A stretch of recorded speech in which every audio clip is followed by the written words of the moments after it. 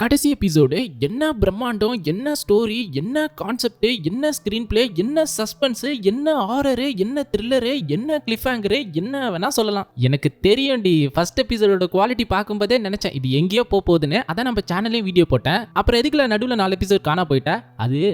அதான் வந்துட்டல. இப்போ இதை பேசுவோம். இந்த ஃபினாலே எபிசோட் பார்த்த அப்புறம் ஒன்று மட்டும் கான்ஃபிடென்ட்டாக சொல்லுவேன், if you miss this show you miss something special. அந்த அளவுக்கு பயங்கரமான கான்செப்டாக இருந்தது. ஒரு க்ளோன் தானப்பா, என்ன பண்ணிரோன்னு நீங்க மிஸ் பண்ணிடாதீங்க. டெஃபினட்டா செக் பண்ணி பாருங்க. முருகேசா, க்ளோன் வர்றத சில அறிகுறிகள் வச்சு கண்டுபிடிச்சிடலாம். தூரத்துல எங்கேயாச்சு சம்பந்தமே இல்லாத ஒரு சிவப்பு பலூன் பறந்துட்டு இருக்கும். ஊரே பதட்டமா என்ன பண்றதுன்னு தெரியாம தடுமாறுறப்போ ஒருத்த மட்டும் சிரிச்சுட்டே இருப்பான். அப்புறம் ஒரு மாதிரி லேசா பயவாசனை. பயம்யா? ஆமாப்பா, குழந்தைங்க தொட்டிலேயே தள்ளி விட்டுட்டு பயந்து ஓடுறாங்க.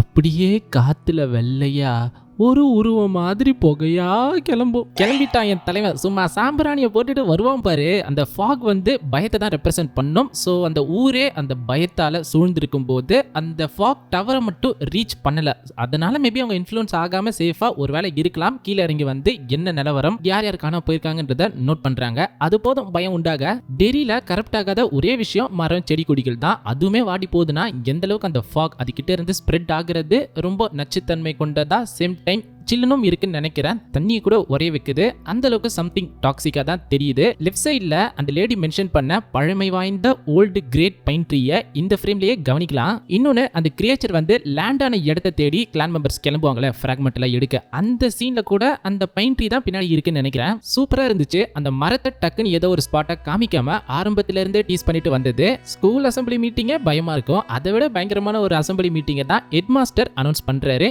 எபிசோட் 2ல நீங்க இதே மாதிரி ஒரு அனௌன்ஸ் பண்றப்போ டிங் டாங் டிங் அப்படின்னு மியூசிக் மாதிரி ஏதோ ஒன்று தட்டிட்டு தான் பேசவே ஆரம்பிப்பாரு. பட் இங்க க்ளோன் அதை பண்றதுனால மிஸ் பண்ணுது. இந்த சிறுசுங்க என்ன அவர் வாசிக்காம பேசுறாருன்னு நோட் பண்ணி கவனிச்சிருந்தாலே எஸ்கேப் ஆகியிருக்கலாம். எங்க நம்ம வாய் தான் ராகிங் பண்ணவே டைம் கரெக்டா இருக்கு. வாய் ஒண்ணு இல்லைன்னா நாய் தூக்கிட்டு போறேன்னு சொல்லுவாங்க. இவங்க வாய்க்கெல்லாம் க்ளோன் தூக்கிட்டு போனது தப்பே இல்லை. They deserve. எனக்கு தேவை. பேசுறப்போ எமோஷனே இல்லாம அவ்வளோ ஆர்டிஃபிஷியலா இருக்கும். ரிவீல் அப்பதான் தெரியுது அதை கண்ட்ரோல் பண்ணது பப்பட் மாதிரி யூஸ் பண்ணது க்ளோன் தானே. இதே மாதிரி சாப்டர் 1ல பில் பேஸ்மெண்ட் கீழே போறப்போ ஜார்ஜி தம்பி பேசுற மாதிரி இருக்கும். பட் கீழே கண்ட்ரோல் பண்ணது இதே போல பப்பட் மாதிரி பெனிவைஸ் கண்ட்ரோல் பண்ணும். அடே ஆமா, நீ ஏன் பயந்து ஒரு ஸ்டெப் எடுக்கிற? எல்லா எபிசோட்லயும் நைட் பேத்திட்டு இருந்தா நீயே பயப்படுற. ஊர் ஃபுல்லா டக்கன் கவர்னு சொல்லி கொடுத்துட்டு அங்க அப்படியே ஒண்ணும் பண்ணாம நிக்கிறது. அந்த கலவரத்திலையும் ஸ்டேஜோட டிசைனை பாத்தீங்களா? டைம் டு டான்ஸ்ல இருந்து டைம் டு ஃப்ளோட்டுக்கு பாப் கிரேவோட டிசைன் அந்த ஸ்டேஜையே வித்தியாசமா பெனிவைஸ் மாத்தி அமைச்சிருக்கும். அது லேண்டான கிராஷ் சைட்டை பேஸ் பண்ணி தான் லே அவுட்டே இருக்கு. அதுவுமே நல்லா இருக்கு. பிளஸ் அது ஒரு 3 லைட் டெட் லைட்ஸ் தானே, அதை டினோட் பண்ற மாதிரியும் பின்னாடி 3 ஓட்டைகளும் இருக்கு. கிட்னி பழம் மாதிரி திருப்பி தூக்கி போட்டுருச்சு.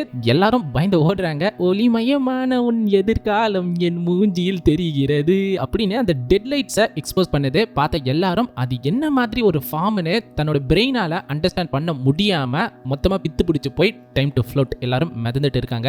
அந்த வண்டியில உட்காந்துட்டு வாசிச்சுட்டு ஒரு துண்டை சாப்பிட்டுட்டு அவங்கள ட்ரெயின்ல கூட்டிட்டு போற மாதிரி அந்த ஒரு ஆண்டிங்கான மியூசிக், அந்த ஒரு அப்பியரன்ஸ்னு உண்மையில அது பயங்கரமா இருந்தது.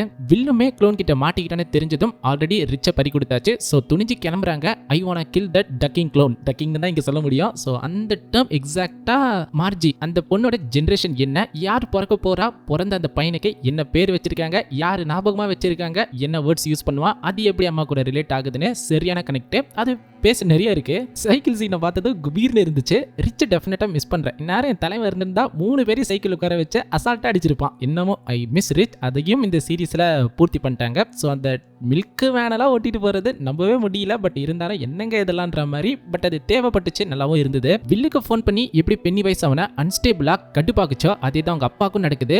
அதுவும் ஒரு வசனம்லாம் சொல்லும், the dark meat taste twice as sweet. கருப்பு கறியில கருப்பட்டி மாதிரி தித்திப்பா இருக்கும்னு அந்த சாப்பிட போறதை டினோட் பண்றதும் இல்லாம நீ கருப்ப அந்த ரேசிசமா ஒரு மாதிரி ட்ரிகர் பண்ணி பயங்கர டென்ஷனா அன்ஸ்டேபிள் ஆக்கிருக்கும். போனை உடைச்சதெல்லாம் தப்பே இல்ல, சரியான எமோஷன். அது என்ன பண்றது எப்படிதான் தெரியாம டிகாலரினோட ரூமுக்கு போறப்போ கேட்க கூடாத சத்தெல்லாம் கேக்குது டாக்டர்னு அவர் தான் உயிரையே எடுத்துக்க தயாராயிட்டாரு. பட் அந்த வில்லோட பேரை சொன்னதும் ஒரு பாஸ் எடுத்து ஓகே துணிஞ்சிடலாம்னு முடிவு எடுத்தது அந்த கேரக்டரோட ஆர்க்கை இன்னும் சூப்பரா மாத்துச்சு. மெட்டீரியல் ரூட்ஸ் எல்லாம் போட்டு மிக்ஸ் அடிச்சு கலந்து ஒரு டீ குடுக்குறாங்க. இதே தான் சாப்டர் 2ஓட ஸ்டார்டிங்ல பில்லுக்கும் கொடுத்துருப்பாங்க. அதை குடிக்கிறதுனால இவங்கனால சம்திங் ஏதோ ஒரு கனெக்ட் பண்ணக்கூடிய ஒரு பவர் கிடைக்குது. சரியான எஃபெக்ட் அது. ரொம்ப சூப்பரா அந்த வாய்க்குள்ள ஜூம் இன் போய் மல்டிபிள் எஃபெக்ட்ஸ் எல்லாம் காமிச்சு சூப்பரா ஒரு மிஸ்ட்ரி எலிமெண்ட் ஆட் பண்ணாங்க. ஏன் பதறீங்க பாக்கீங்களா? எல்லாம் ஓட்ட தெரிஞ்சு ஓட்டினால ஆக்சிடென்ட் நடக்கும். ஒன்னும் தெரியாம ஓட்டி இடிச்சதுக்கு இவ்வளவு சீன் தேவையில்லை. பட் அந்த ஃபிராக்மெண்ட்டை மிஸ் பண்ணது உண்மையிலே பதறக்கூடிய ஒரு சீன் தான். அது கையில இருந்தா சேஃப்ன்றதை விட நிறைய ஆபத்துகளும் இருக்கு. ஒரு மாதிரி கரப்ட் ஆகி தன்னையே மறந்து அதோட இன்ஃப்ளூயன்ஸ்குள்ள சிக்கிறாங்க. இவங்க ரெண்டு பேரும் அப்பாடா அது நம்ம கையில இருக்கு, பென்னிவைஸால ஒன்றும் பண்ண முடியாதுன்னு சேஃபா ஃபீல் பண்ணதை விட எங்க லில்லி எடுத்து பொருளை வச்சு போட்டுருவாளோன்னு பயந்தது தான் அதிகம். அது அந்த இடம் அதோட வீடை விட்டு எந்த அளவுக்கு தள்ளி தூரமா கொண்டு போறாங்களோ திரும்ப தன்னை சேஃபா உணர்றதுக்கு அதே லொகேஷனுக்கு வர என்ன வேணா அது கையில வச்சிருக்கிறவங்கள கரெக்ட் பண்ணுன்ற மாதிரி சொல்லியிருந்தாங்க. நான் கூட இவங்க தொலைச்சிருவாங்க, ஏதாச்சும் நாய் தூக்கிட்டு போயிடுமோ நினைச்சேங்க. பட் பரவாயில்ல, அதை புரிஞ்சுக்கிட்டு மாத்திக்கிறாங்க. அடியே லில்லி நீ தாண்டி என் லைஃப் போட்டுன்னு சொன்னது நல்லா இருந்தது. எபிசோட் 5ல நினைக்கிறேன் அந்த மிட் சீக்வன்ஸ்ல நீ ஆங்கரா லைஃப் போட்டா ஃப்ரெண்ட்ஸுக்குன்னு அந்த கேங்ல மீட் பண்ணி பேசிப்பாங்க. அந்த டைலாக லில்லி கூட இங்க கனெக்ட் பண்ணது உண்மையிலே சூப்பரா டச் ஆச்சு. அந்த ஐஸ்ல ரயில் பொட்டி மாதிரி வரிசையா எல்லாரும் கூட்டிட்டு போறான். அதுல வில் எந்த பொட்டிக்குள்ள இருக்கான்னு இவங்க ஓடுனதெல்லாம் உண்மையிலே ரசிக்கிற மாதிரி இருந்தது. நான் தான் நம்பர் 1 அப்படின்ட்டு வில்ல ஃபர்ஸ்ட் வச்சு கூட்டிட்டு போறாங்க. நல்ல வேலை காலெல்லாம் பிடிச்சி தொங்கி இழுக்கல, எல்லாம் சிரிக்கிற மாதிரி தான் இருந்தது. பட் அந்த நேரம் பென்னிவைஸோட என்ட்ரி, அந்த கலர் டோனு, ஃபாகு, வாய்ஸ், அந்த மூஞ்சில இருக்கிற ரத்தத்தோட அந்த மார்க்குன்னு எல்லாமே மிரட்டலா இருக்க. இவங்க அந்த ஃபிராக்மெண்ட் வச்சு பென்னிவைஸையே மிரட்டாங்க. அதுக்கப்புறம் தான் சீனே கண்ணா முச்சி ரே கண்டு விடியாரு அப்படின்னு அந்த ஐடென்சிக் மாதிரி போய் கையை எக்ஸ்டெண்ட் பண்ணி நைஸா மார்ஜியை மட்டும் இழுத்துட்டு போயிடும். அங்கதான் டெரியோட சமஸ்தானமே ஆடி போற மாதிரி வெறித்தனமான ஒரு ட்விஸ்ட். இதெல்லாம் ப்ரீக்வல் கிடையாதுப்பா, சீக்வல். இதெல்லாம் எங்கேயோப்பா தம்பி, இது வேறப்பா, நீ பார்த்தது எல்லாமே வேறன்ற மாதிரி பயங்கரமான ட்விஸ்ட் ரிவீல் பண்ணாங்க. ஃபர்ஸ்ட் காதல் வரும், அப்புறம் கல்யாணம் வரும், அப்புறம் ஒரு பையன் வரும், அவன் என்ன தேடி வரும். அது வேண்டாம், அதான் க்ளோன் உன்னை தேடி வரான், நீ எங்க பின்னாடி போறேன்னு அந்த டக்குன்னு அதை ப்ராசஸே பண்ண முடியாத அளவுக்கு ஒரு கனெக்டா இருந்தது. அந்த ட்விஸ்டா இருக்கட்டும், கனெக்டை விரும்பி பார்த்தவங்க கண்டிப்பா இந்த வீடியோக்கு ஒரு லைக் பண்ணிட்டு கமெண்ட் செக்ஷன்ல நிச்சயமா உங்களோட மொமெண்ட் அந்த நேரம் எப்படி இருந்ததுன்னு கண்டிப்பா சொல்லுங்க. அதோட சேர்த்து பென்னிவைஸ் சொல்றது எனக்கு நேத்து இன்னைக்கு நாளைக்கு அந்த மாதிரிலாம் தனித்தனியா கிடையாது, எல்லாமே எனக்கு ஒரே மாதிரி மெமரியா, எனக்கே கொஞ்சம் கன்ஃபியூஸ் ஆகுது. எனக்கு பாஸ்ட் பிரசன்ட் ஃபியூச்சர்னு தனித்தனியா கிடையாது, எல்லாமே ஒரே நினைவுகள், ஒரே டைம் தான் எல்லாமே எனக்கு நடக்கும்னு ஒரு வித்தியாசமான டைமென்ஷனை எக்ஸ்பீரியன்ஸ் பண்றத சொல்லுது. அதுவே டைமுக்கும் மேல இருக்கிற ஒரு ஹையர் டைமென்ஷன் அந்த பிளேன்ல இருந்து தானே வருது. ஸோ நமக்கு தனித்தனியா தெரிஞ்சாலும் அதுக்கு எல்லாமே ஒன்று தான். அது ஆல்ரெடி டைம்லேயே கொஞ்சம் கன்ஃபியூஸ் ஆகும், இப்போ இன்னும் கொஞ்சம் குழப்பிருக்காங்க. பட் புரிஞ்சுக்கிட்டா செம்ம இன்ட்ரெஸ்டிங்கா இருக்கும். ஏகப்பட்ட ஸ்கோப் இருக்கு. முடிஞ்சா நம்ம அதை பிரேக் டவுன் பண்ணி ஒரு தனி வீடியோல நான் பேசுறேன். ஸோ சிம்பிளா ஏனோ தானோன்னு மார்ஜி வில்லெல்லாம் இது டார்கெட் பண்ணல. ஃபியூச்சர்ல இப்படி ஒரு மெமரி நமக்கு இருக்கு, அது வேண்டாம்னு ஆசைப்படுறதால தான் ஸ்பெசிஃபிக்கா இந்த கேரக்டர்ஸை போட்டு கொடுமை பண்ணுது. சரியான கனெக்ட். அது டைம் டிராவல்னு சொல்ல முடியாது, பட் அதோட முன்னோர்களை தேடி வந்து அட்டாக் பண்ணுது. இதுக்கப்புறமா சும்மா இருக்க போறது இல்ல, அதை கன்ஃபார்மும் பண்ணியிருக்காங்க. உங்களுக்கு அந்த டைம் லைன் வேணும் தேவைப்பட்டா கண்டிப்பா கமெண்ட் செக்ஷன்ல சொல்லுங்க. நல்ல ரெஸ்பான்ஸ் கிடைச்சா நிச்சயமா பண்றேன். ரிச் மேல அவளுக்கு இருக்கிற காதல் அழியாமலே இருக்கிறதால தான் பிறந்த பையனுக்கு ரிச்ன்ற பேரையும் வச்சிருக்கா. குழந்தைங்களெல்லாம் பார்த்தா ரொம்ப நேரம் தலைவனால தாங்க முடியாது, எச்சி ஊறுது, பி பி மார்ஜி அப்படின்னு அந்த சொல்றால, இதே தான் ரிச் ஃபியூச்சர்ல அந்த பார்ட் 1லயும் இதே மாதிரி சொல்லி தான் பயமுறுத்தும். ஏப்பா டிக்கு உன்ன மண்டிக்குள்ள போ வேணான்னு தானே சொன்னேன். பாத்தியா இப்ப அரெஸ்ட் பண்ணிட்டு போகும்போது பெரிய மனுஷங்க சிரிக்கிற மாதிரி அப்படியே உறைஞ்சு போய் நிக்கிறான். அப்பயும் கெத்து குறையில பாத்தியா, ஐ ஆம் a god and eater of the worlds அப்படின்ட்டு இதே டைலாக் சாப்டர் 2ல அந்த குகைக்குள்ள ஸ்பைடரா மாதிரி சேஸ் பண்ற அப்பையும் இந்த வசனம் வரும்.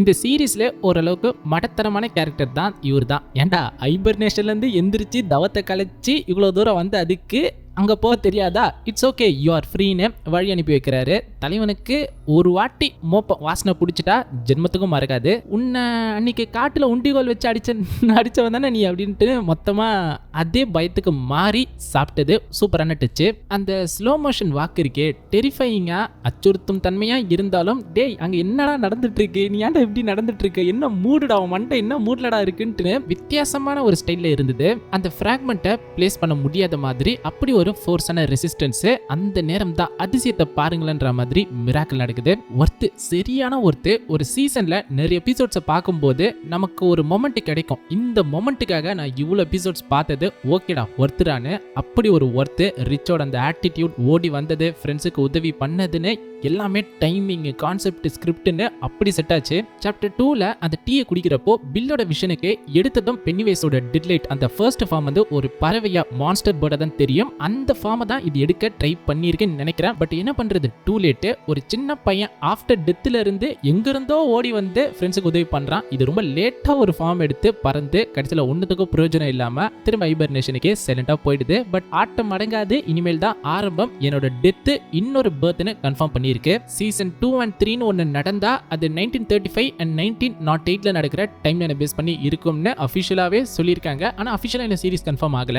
கடைசி அந்த ஃபியூனரல்ல மார்கி ஃப்ரெண்ட்ஷிப்பை பத்தி பேசினது உண்மையிலே அவங்களுக்கு தான் செட் ஆகுமோன்னு தோணுது. பிகாஸ் எபிசோட்ஸோட ஸ்டார்டிங்ல ஃப்ரெண்ட்ஸ் ஏதாச்சும் ஒரு ஃப்ரெண்ட்ஸ் கேங்ல போய் சேர்ந்துடணும்னு கெட்ட கேங்கோட போய் சேர்ந்து நல்ல ஃப்ரெண்ட்ஸை காயப்படுத்துற மாதிரி சில சீக்வன்ஸ் இருக்கும். அப்படிப்பட்ட ஒரு பொண்ணுக்கு நட்புனா என்னன்னு ஒரு தெளிவான அர்த்தமையும் புரிய வச்ச மாதிரி காமிச்சு, காதல்னா என்ன, ஒரு பையன் எந்த அளவுக்கு ஒரு பொண்ணை நேசிக்க முடியும், அது ஒரு 1 month இருந்தா என்னன்ட்டுன்னு ரொம்ப அருமையான ஸ்பீச்சா இருந்தது.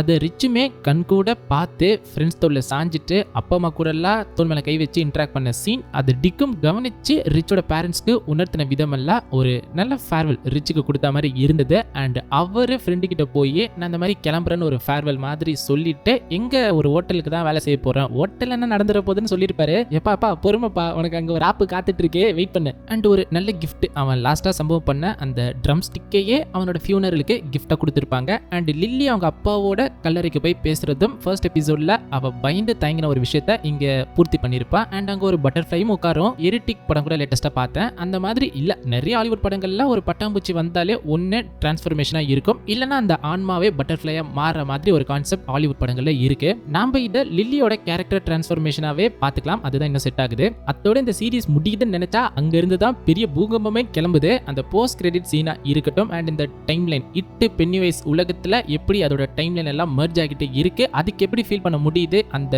போஸ்ட் கிரெடிட் சீன், இது எல்லாத்தையும் டீடைல்டா உங்களுக்கு தேவைப்பட்டா கண்டிப்பா ஒரு வீடியோ பண்ணலாம். ஸோ கமெண்ட் செக்ஷன்ல உங்க தாட்ஸ் என்னன்னு சொல்லுங்க. லைக் பண்ணிட்டு சொல்லுங்கப்பா. புதுசா இவ்வளவு நேரம் வீடியோ பார்த்தவங்க ப்ளீஸ் சப்ஸ்கிரைப் பண்ணி சப்போர்ட் பண்ணுங்க. ஸோ அவ்வளவுதான், டெரி முடிஞ்சது. சீக்கிரமா இன்னொரு வீடியோல மீட் பண்ணுவோம். அது வரைக்கும் ஜாலியா சேஃபா ஹாப்பியா இருங்க. பாய் மாமே. திருப்பதியில லட்டுக்கு பதிலா ஜிலேபியை விட்டார்னு விட்டியாடா ஒரு பீலா.